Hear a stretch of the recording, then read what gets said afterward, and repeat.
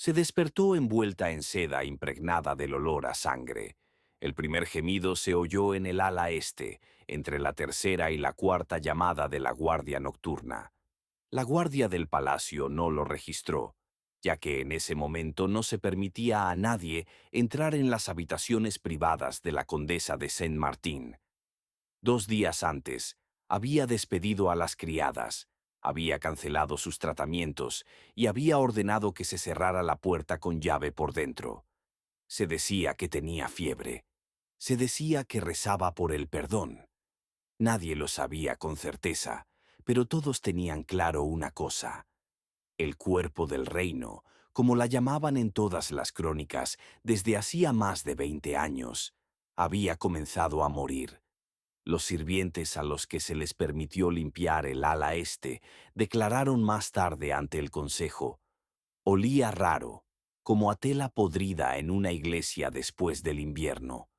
Las ventanas no se abrían, las contraventanas estaban bien cerradas y la habitación donde antes colgaban los espejos ahora estaba cubierta con una gruesa lana. Era el principio del fin. Según el informe del boticario Clement, el día 14 del mes de Santa Ágata, pidió agua caliente, empujó el vaso con el brebaje y por primera vez en muchos años gritó: «No te atrevas a tocarme, estoy pudriéndome». Hasta entonces, nadie había visto cómo sufría. Aparecía vestida de rojo, con los hombros desnudos y los brazos delgados, que se consideraban el mayor regalo de Francia. Ahora tenía ojeras, olía a hierro y un líquido espeso manchaba las sábanas. Los primeros síntomas de la enfermedad aparecieron en otoño: debilidad, convulsiones y dolores en la parte baja del abdomen. Los médicos hablaban de una enfermedad femenina. El consejo insistió en que se alejara de sus aposentos su favorito, el marqués de Landry, para evitar los rumores. Por entonces, nadie pronunciaba la palabra cáncer, que se sustituía por expresiones como podredumbre interna o descomposición de la sangre. Los rumores sobre una enfermedad venérea se extendieron más rápido que los comunicados oficiales. Sus sirvientes guardaban silencio. Algunos desaparecieron. Por orden de la reina madre, comenzaron a llevar a sus aposentos opio en infusiones, vino y ungüentos con grasa de marmota. Trajeron a un sacerdote. Lo dejaron entrar una vez. Salió sin decir nada y no volvió. Su carta al obispo de Rouen contenía solo una línea: «Si su carne aún está viva, no es misericordia de Dios, sino una maldición». En el palacio reinaba el silencio. Los cortesanos evitaban el ala este. Ya no se llevaba comida allí. Los sirvientes dejaban los platos en el alféizar de la ventana. Según se cuenta, a veces permanecían intactos. El informe oficial del médico de la condesa, firmado por el doctor Etienne Savard, se conserva en el archivo de Troyes. El estado empeora. Se observa una secreción maloliente en la vagina que impregna la ropa interior y las sábanas. La piel está pálida y cubierta de manchas. La temperatura se mantiene en 40 grados. Se observan dolores en la zona lumbar, hinchazón en la ingle, pérdida de apetito e irritabilidad. Al tercer día, según el testimonio de una sirvienta llamada Eloísa, al cambiar la ropa, la piel de la parte interna del muslo se desprendió y quedó pegada a la tela. Eloísa se desmayó y no se volvió a acercar a ella. Después de eso, no se tocó el cuerpo de la condesa. Solo se cambiaron las sábanas, colocando otras nuevas debajo de las viejas. Nadie oía su voz. Cuando el olor se extendió más allá del ala, el Consejo Real ordenó traer incensarios y quemar en Ebro. El hedor no desapareció. Según el testimonio del capitán de la guardia, uno de los porteros, al pasar por delante de la habitación, perdió el conocimiento y se golpeó la cabeza contra la barandilla. Murió esa misma noche. Mientras tanto, las cartas procedentes de la provincia informaban de que la nobleza estaba descontenta con el silencio de la corte real. Los rumores llegaron hasta el obispo de Lyon, quien en una conversación privada señaló: si aquella a quien llamaban el cuerpo de la nación muere entre el pus y el miedo, significa que Dios ha apartado su rostro de Francia. Al séptimo día, la condesa abrió los ojos. Así lo confirmó el boticario, llamado por orden de la madre del rey. Entró, la vio tumbada con la boca entreabierta, y según sus propias palabras, los ojos miraban, pero no veían, como si no nos viera a nosotros, sino a alguien detrás de nosotros. Le acercó un paño húmedo a la frente. En respuesta se oyó un gemido profundo, como desde el estómago. El paño se ennegreció. Esa misma noche, el médico Savart hizo una única anotación a mano, marcándola como personal. Se guardó en un cofre con un precinto de lacre. Contenido: la zona inguinal se ha ennegrecido. Al tocarla se secreta un líquido sanguinolento con pus. No se puede medir la temperatura. El cuerpo está caliente al tacto. El pulso es débil. La piel del abdomen se está desprendiendo. Las glándulas mamarias están hinchadas y la piel está agrietada. Secreta un líquido amarillento con olor a putrefacción. Esto no se comunicó a ningún miembro del consejo. Al 10º día sellaron el ala. Solo 2 sirvientes tenían acceso, con órdenes de no hablar. Uno de ellos desapareció.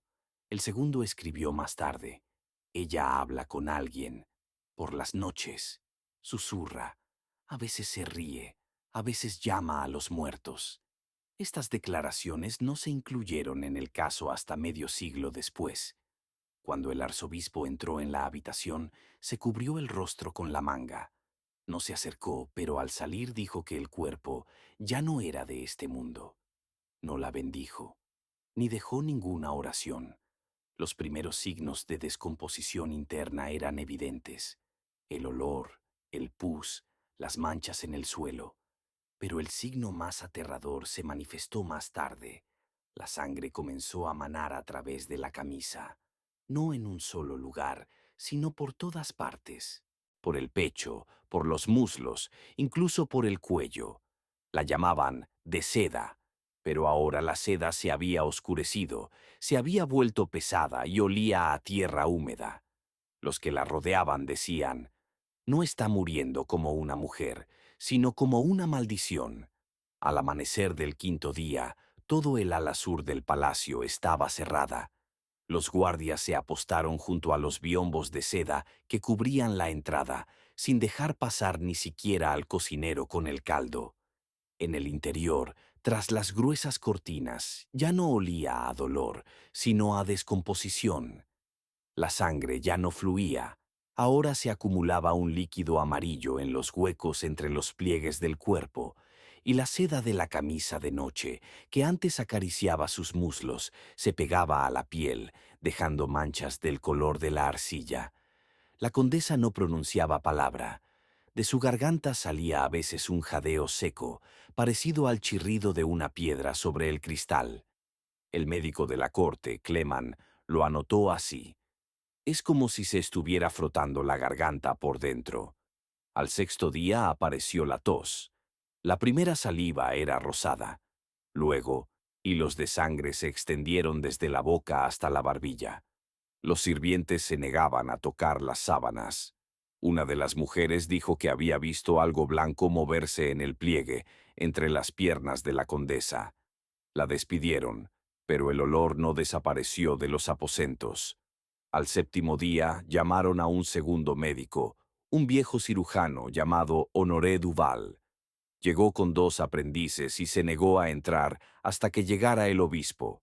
Según él, la carne femenina, si ha sido profanada, no debe ser examinada sin permiso de la iglesia.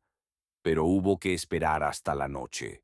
El obispo llegó después de la oración, quemó incienso y permitió examinar el cuerpo sin agresión. El examen comenzó al atardecer. Los sirvientes sostenían lámparas con los brazos extendidos, tratando de no respirar. La condesa no se movía. Yacía en la misma postura en que la habían encontrado 3 días antes, con los brazos a lo largo del cuerpo, las piernas juntas y el rostro impasible. Cuando los médicos levantaron el borde inferior de la sábana, todos se quedaron paralizados. En la ingle ya no había piel rosada.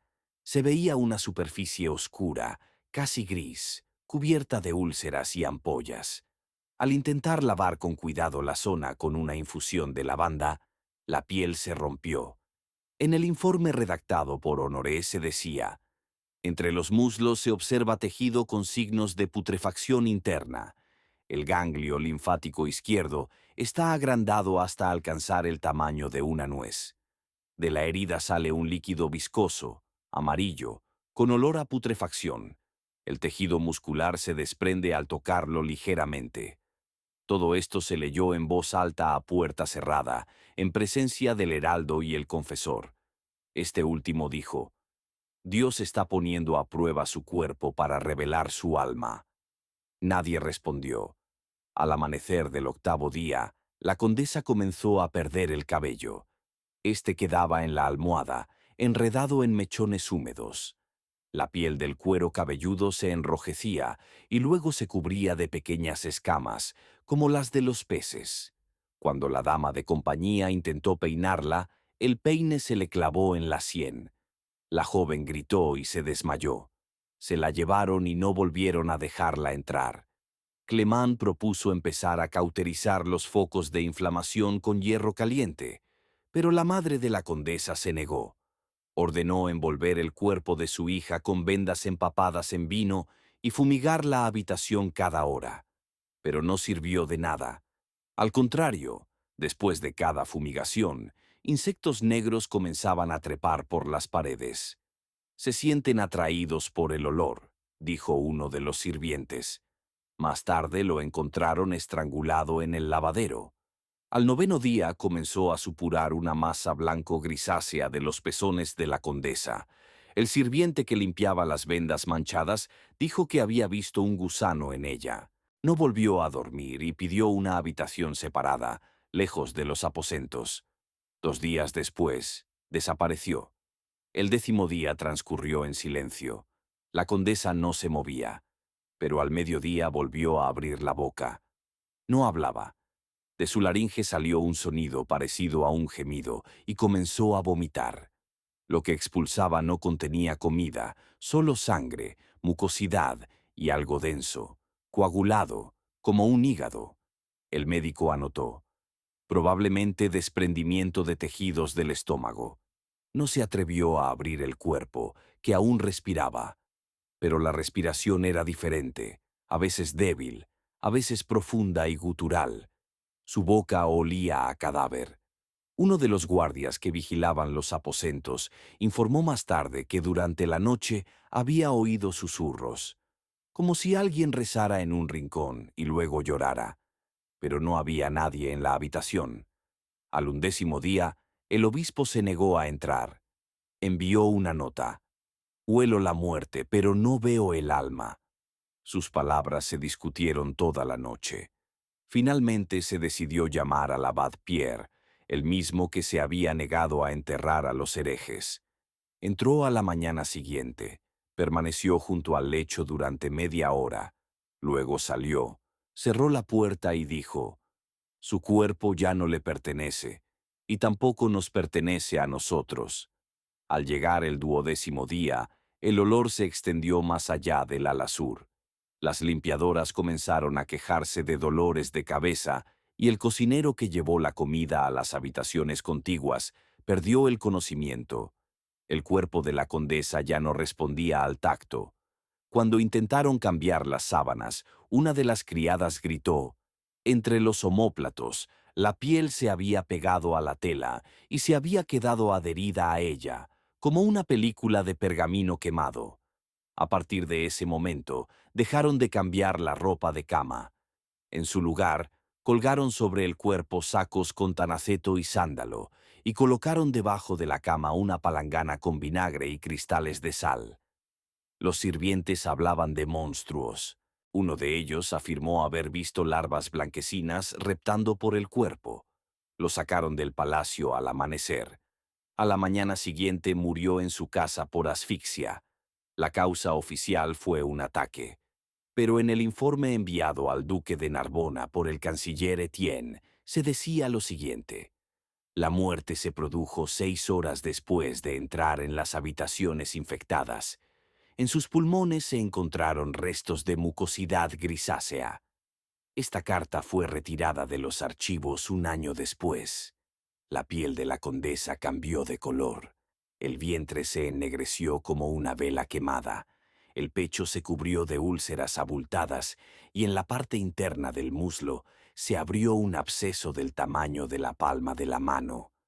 Clement y Honoré juraron no abrir el cuerpo hasta su muerte, pero sabían que la putrefacción había comenzado en vida.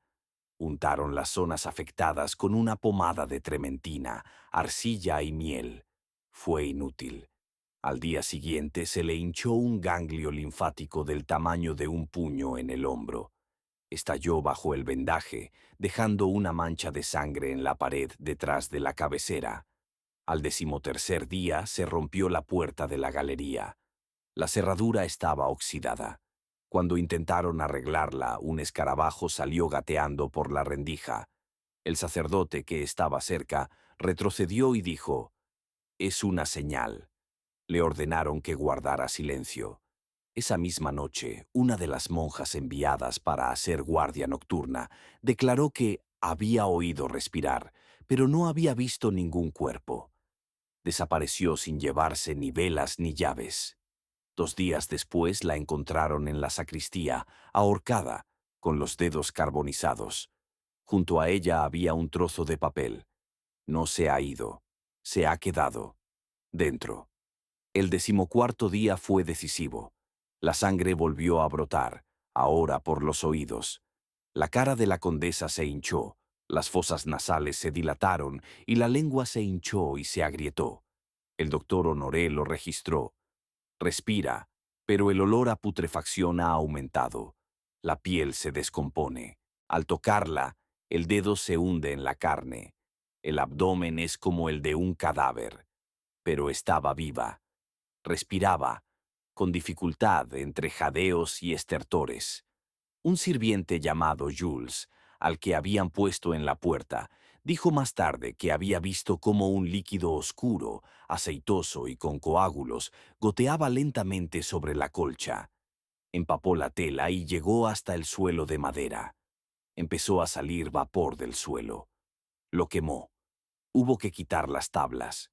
Cuando los carpinteros las abrieron, encontraron bajo ellas una sustancia viscosa y gusanos blancos. El 15º día fue el más terrible. Entró en la habitación un antiguo cirujano embalsamador de Rouen, invitado por la duquesa. No tocó el cuerpo, solo dijo: «Esto no es la muerte, es un rechazo». Sus palabras quedaron registradas en la crónica del convento de Santa Clara. Por la noche de ese mismo día, se intentó rociar a la condesa con agua bendita. El líquido cayó sobre su pecho y se oscureció inmediatamente. Se percibió un olor a quemado. Uno de los novicios quedó ciego. La piel del abdomen se hinchó. El sirviente que cambió el vendaje vio un movimiento debajo de él. No era respiración, sino como si algo empujara desde dentro hacia afuera. De la herida salió algo viscoso, de color gris amarillento con manchas negras. Clement se negó a describirlo. Solo escribió: «El contenido es incompatible con la vida». El 16º día, la madre de la condesa intentó entrar. No la dejaron pasar.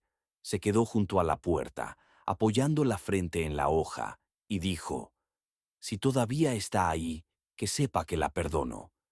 No se oyó ni una palabra en respuesta. A última hora de la tarde, el cuerpo comenzó a gemir. No era hablar, era gemir, prolongadamente, con voz ronca, como si el aire se escapara de las entrañas. Todos lo oyeron. El criado se desmayó. El abad comenzó a rezar. Algunas monjas huyeron por la puerta trasera. A la mañana siguiente, la cinta de la puerta se había ennegrecido y se desprendía. Todas las telas de la habitación se habían oscurecido. comenzaron a revestir las habitaciones con placas de hierro para contener el olor. 17 días después de la primera hemorragia, no quedaba nadie en las habitaciones, excepto un monje de la Orden de los Silenciosos. Se llamaba Benoit. Era mudo, por lo que lo eligieron aquellos que aún no habían huido. Lo enviaron a sentarse junto a la puerta y a hacer señales si algo cambiaba. Le colgaron una campana del cinturón. Cuando, al 18º día, la hizo sonar, entraron en la habitación dos hombres enmascarados. Uno de ellos escribió más tarde: «La encontramos de lado. Todo debajo de ella estaba negro. Respiraba, pero su piel parecía cera seca. La sangre volvía a brotar, esta vez por el ombligo. De él salía algo parecido a resina podrida. Junto al ombligo se habían formado úlceras ampollosas de las que sobresalían larvas. Al 19º día se le vio el hueso de la pierna, ya que la piel se había desprendido. Los huesos comenzaron a enamarcarse y agrietarse. Uno de los médicos, al verla por primera vez en ese estado, se negó a volver a entrar. Dijo: «Esto no es un ser humano, es un recipiente para el castigo». En el consejo del palacio comenzaron las discusiones.